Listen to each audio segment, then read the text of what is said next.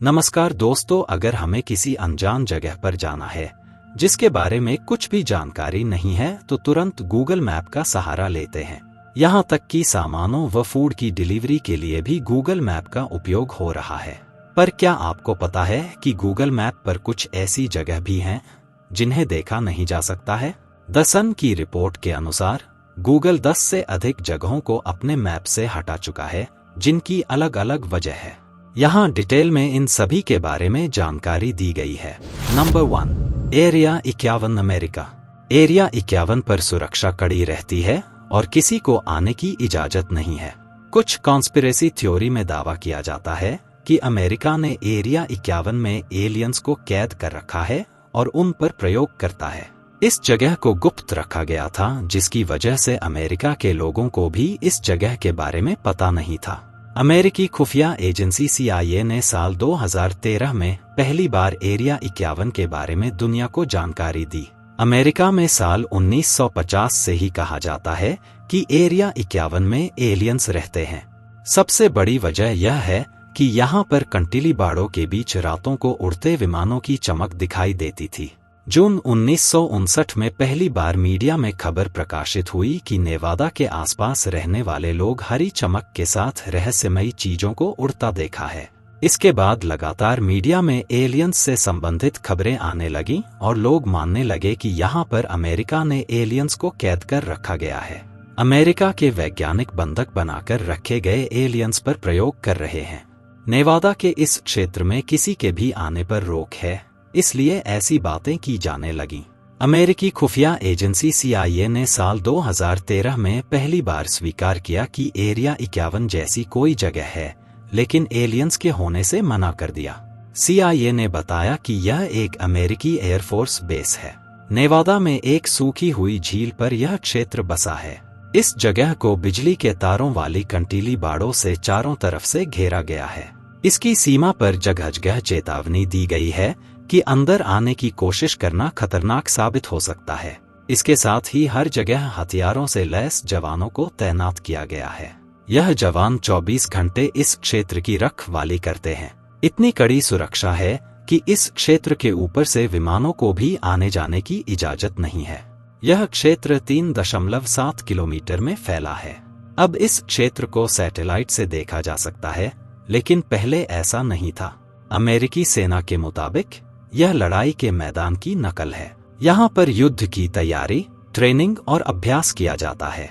कथित सेना के अभ्यास के लिए बने इसे क्षेत्र को रूस पर नजर रखने के लिए बनाया गया था। यहाँ पर एक U-2 नामक विमान भी था। CIA ने हरी लाइटों और किसी रहस्यमयी विमान के बारे में बताया था। उसने कहा था कि लोग जिस विमान के बारे में बात करते हैं वह 50 के दशक में दुनिया के किसी भी विमान से ज्यादा विकसित और अलग लगता था। तत्कालीन राष्ट्रपति बराक ओबामा ने भी इसके बारे में जानकारी दी थी, लेकिन उस समय सिर्फ यह जानकारी दी गई थी कि यह सेना के अभ्यास से जुड़ा हुआ है। माना जाता है कि अमेरिकी सेना अत्याधुनिक विमानों को बनाने के लिए एरिया 51 का इस्तेमाल करती है। यहाँ करीब 1500 लोगों की तैनाती है। कई बार इस जगह के बारे में खुलासा हुआ है कि यहाँ अमेरिका का खुफिया प्रोग्राम चलता है। एलियंस को लेकर कई कॉन्स्पिरेसी थ्योरी हैं। जैसे कहा जाता है कि साल 1947 में न्यू मैक्सिको के रॉसवेल में एलियंस का एक अंतरिक्ष यान दुर्घटना का शिकार हो गया था। उस यान और उसके पायलटों के शवों को यहाँ रखा गया है। अमेरिकी सरकार का कहना है कि यह दुर्घटनाग्रस्त विमान मौसम की जानकारी देने वाला बलून था। कई लोगों का मानना है कि एरिया 51 में एलियंस को कैद कर रखा गया है। Number 2, 33 Thomas street, New York. Manhattan की सबसे रहस्यमयी इमारतों में से एक के अंदर के जीवन के बारे में जानकारी रखने वाले एक अंदरूनी सूत्र ने असामान्य अनुभव के बारे में बताया है। 1974 में निर्मित 33 थॉमस स्ट्रीट पर स्थित यह खिड़की रहित विशालकाय इमारत ट्रिबेका पड़ोस पर छाई हुई है, लेकिन बहुत कम लोग इसके सामने के दरवाजे से आगे जाने का साहस कर पाए हैं और उससे भी कम लोगों ने रिकॉर्ड पर बताया है कि उन्होंने क्या देखा है। अब एक व्यक्ति जो इस भव्य 29 मंजिला इमारत में स्टीम फिटर के रूप में काम करता था, उसने 2000 के दशक के आरंभ में परिसर में बिताए अपने समय के बारे में बताया है, जब वह लॉन्ग लाइन्स बिल्डिंग के नाम से जानी जाने वाली इमारत में वायरिंग और पाइप लगाने का काम करता था। डेली मेल के अनुसार उस व्यक्ति ने याद करते हुए बताया, कुछ कमरे ऐसे थे जिनमें हम नहीं जा सकते थे। उन्होंने हमें स्पष्ट रूप से अंदर न जाने के लिए कहा था और हम यह भी नहीं पूछ सकते थे कि अंदर क्या है या हम अंदर क्यों नहीं जा सकते। उस व्यक्ति और उसके दल को, जिसमें उसका बेटा भी शामिल था, भवन के चारों ओर घूमने से सख्त मना किया गया था, जिसके कुछ हिस्से इतने आक्रामक रूप से वर्जित थे कि श्रमिकों को उनके आसपास ही काम करना पड़ा। इस कदम को मुखबिर कर्मचारी ने अभूतपूर्व बताया। एक बार जब वे तहखाने में थे तो चालक दल को कुछ गोपनीय कागजात मिले जिनमें वर्गीकृत जानकारी थी कि विकिरण हमले की स्थिति में कुछ मशीनों को कैसे संभालना है। द इंटरसेप्ट की 2016 की एक रिपोर्ट के अनुसार 33 थॉमस स्ट्रीट, न्यूयॉर्क में एनएसए के जासूसी केंद्र के रूप में कार्य करता है, जो स्पष्ट रूप से छिपा हुआ है। एनएसए का मतलब है राष्ट्रीय सुरक्षा एजेंसी। यह खुफिया जानकारी जुटाने वाली संस्था रक्षा विभाग के अधीन काम करती है। रिपोर्ट में कहा गया है कि जॉन कार्ल वार्नेके एंड एसोसिएट्स द्वारा सुरक्षित संचार केंद्र के रूप में डिजाइन की गई इस इमारत का निर्माण परमाणु विस्फोट को झेलने के लिए किया गया था। प्रकाशन की जांच के अनुसार, जिसमें मुखबिर एडवर्ड स्नोडेन द्वारा प्राप्त दस्तावेज भी शामिल थे, इस बात के पुख्ता सबूत हैं कि 33 थॉमस स्ट्रीट राष्ट्रीय सुरक्षा एजेंसी के निगरानी स्थल के रूप में काम कर रहा था, जिसका कोड नाम टाइटन पॉइंट था। इंटरसेप्ट ने आगे कहा कि प्रकाशन के समय AT&T के पास इमारत का स्वामित्व था और इसमें महत्वपूर्ण दूरसंचार उपकरण थे, साथ ही प्रमुख निगरानी गैजेट भी थे, जिसमें एक प्रमुख अंतर्राष्ट्रीय गेटवे स्विच भी शामिल था, जो अमेरिका और अन्य देशों के बीच कॉल को रूट करता है। AT&T के एक पूर्व इंजीनियर और NSA के शीर्ष गोपनीय ज्ञापनों के अनुसार एजेंसी ने संभवतः भवन के भीतर से ही इन कॉलों को टैप किया होगा। नंबर 3, सैंडी आइलैंड, ऑस्ट्रेलिया के पास। दुनिया में सालों तक देखे जाने वाले एक आइलैंड को लेकर हैरान करने वाली खबर सामने आई है। अभी तक जिस आइलैंड को गूगल मैप पर भी देखा जा रहा था, वो सच में था ही नहीं। जेम्स कुक नाम के एक शख्स ने साल 1774 में इस आइलैंड को खोजने का दावा किया था, जिसके बाद इस द्वीप को सैंडी आइलैंड नाम दिया गया। जेम्स ने प्रशांत महासागर, पैसिफिक ओशन में इस आइलैंड के होने बात कही थी। इस आइलैंड के रहस्यमयी होने की वजह से प्रेत द्वीप भी कहा जाता था। हालांकि जब शोधकर्ताओं ने इस आइलैंड की सच्चाई बताई तो लोगों के होश उड़ गए। एक समय इस आइलैंड को गूगल पर देखा जा सकता था, लेकिन जब शोधकर्ताओं ने चौंकाने वाला खुलासा करते हुए कहा कि यह आइलैंड नहीं है, तो गूगल ने भी मैप से इसे हटा दिया। आइए जानते हैं इसके बारे में रोचक बातें। सैंडी आइलैंड ऑस्ट्रेलिया में समुद्र तट पर स्थित था। दावे के मुताबिक इस आइलैंड को सबसे पहले साल 1774 में जेम्स कुक ने खोजा था।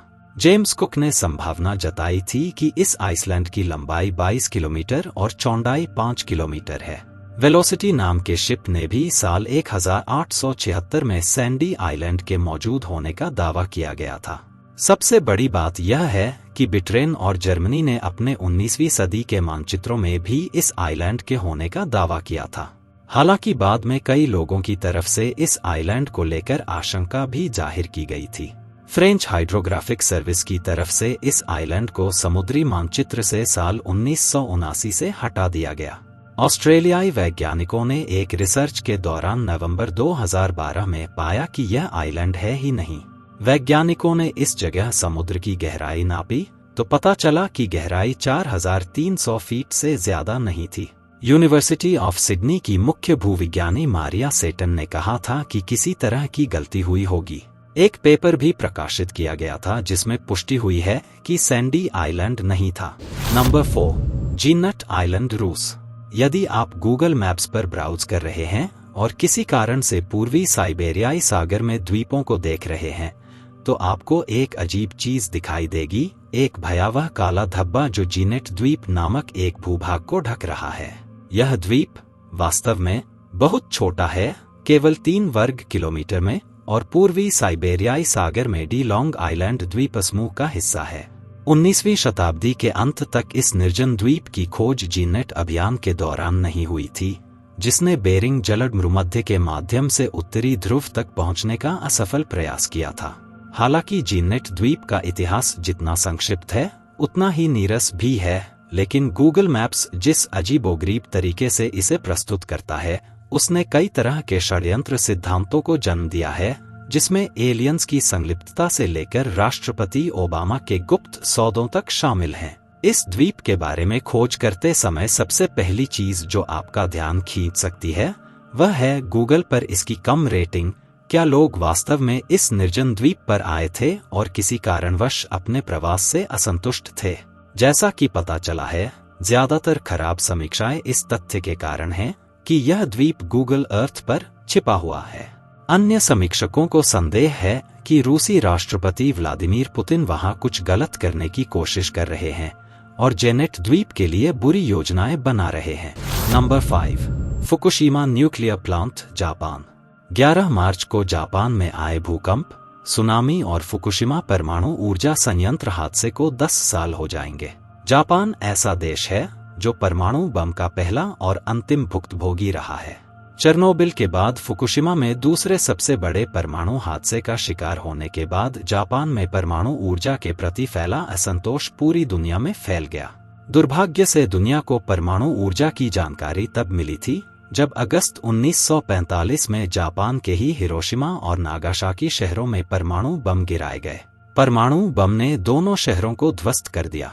जापान इस परमाणु हमले के दुष्परिणामों से अब भी नहीं उबर पाया है। हैरानी की बात यह है कि जापान ने अपनी ऊर्जा की जरूरतों को पूरा करने के लिए परमाणु ऊर्जा का ही सहारा लिया।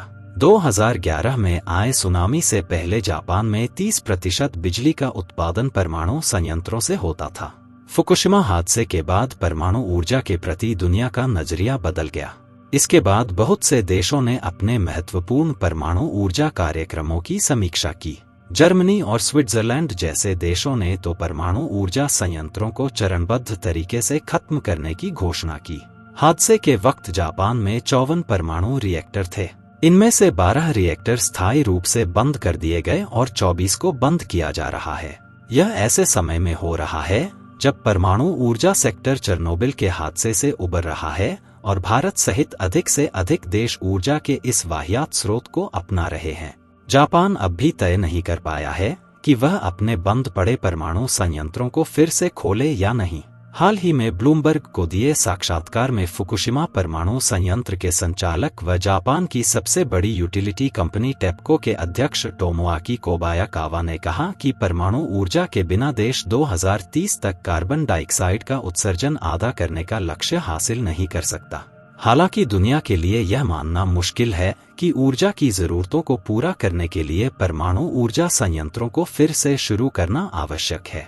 इसे ऊर्जा का निर्णायक स्रोत भी नहीं माना जा सकता। परमाणु ऊर्जा हमेशा से ऊंची लागत, लंबी अवधि में परिणाम देने और सुरक्षा को लेकर अनिश्चितता के कारण संशय में रही है। एक के बाद एक आई आपदाओं ने इन आशंकाओं को प्रबल किया है। सौर और पवन ऊर्जा जैसे नवीकरणीय स्रोतों से भी महंगी परमाणु ऊर्जा की तुलना की जा रही है। 2018 में intergovernmental panel on climate change (IPCC) ने कार्बन उत्सर्जन कम करने व वैश्विक तापमान को नियंत्रित करने में परमाणु ऊर्जा के योगदान को खारिज कर दिया था। IPCC ने चेताया था कि जन स्वीकार्यता एक ऐसी शर्त है जो इसके विस्तार में रोड़े अटका रही है। वर्तमान में परमाणु ऊर्जा क्षेत्र वैश्विक बिजली उत्पादन में अपने योगदान के लिए संघर्ष कर रहा है। उसके योगदान में वृद्धि नहीं हो रही है। 32 देशों के 414 परमाणु ऊर्जा संयंत्र कुल बिजली उत्पादन में केवल 10% योगदान दे रहे हैं। जापान में लोग अब भी परमाणु ऊर्जा के खिलाफ प्रदर्शन कर रहे हैं। सुरक्षा की चिंताओं को लगातार दूर करने का प्रयास किया जा रहा है, लेकिन इससे तकनीक भी महंगी हो रही है। गौर करने वाली बात है कि ऐसे प्रयास मुख्य रूप से उद्योग स्तर पर होते हैं। उन जनसामान्य की चिंताएं दूर नहीं की जाती जो ऐसी आपदाओं के शिकार होते हैं। कोई भी देश सार्वजनिक रूप से परमाणु ऊर्जा की रणनीतियों पर बात नहीं करता, चाहे वे सैन्य हों अथवा नागरिक।